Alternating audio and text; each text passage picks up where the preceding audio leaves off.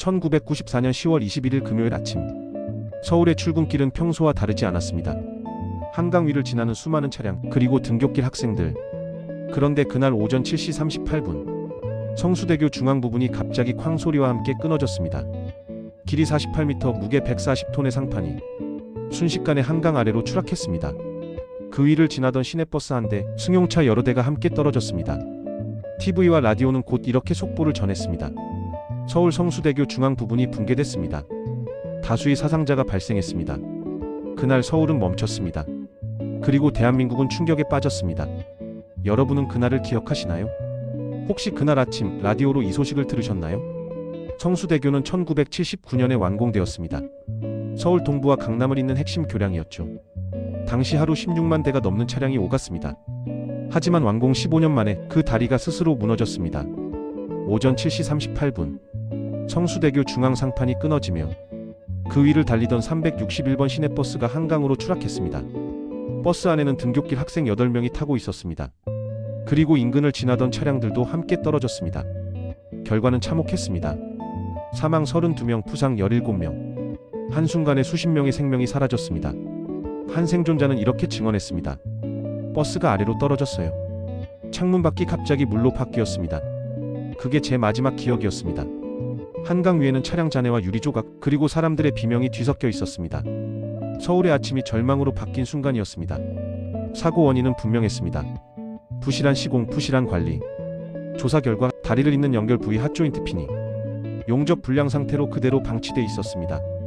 거기에 차량 하중과 진동이 쌓이면서 결국 그날 아침 끊어져 버린 겁니다.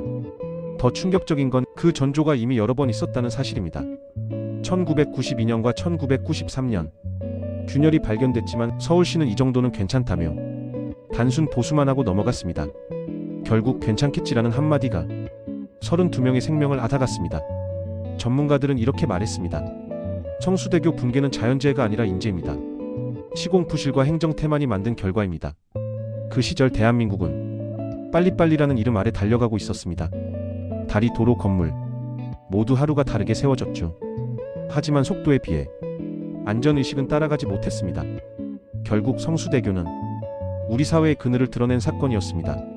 그날 아침 다리 위엔 수많은 사람이 있었습니다. 361번 시내버스에는 수원공고 학생 8명이 타고 있었습니다. 그들은 매일 타던 버스였습니다.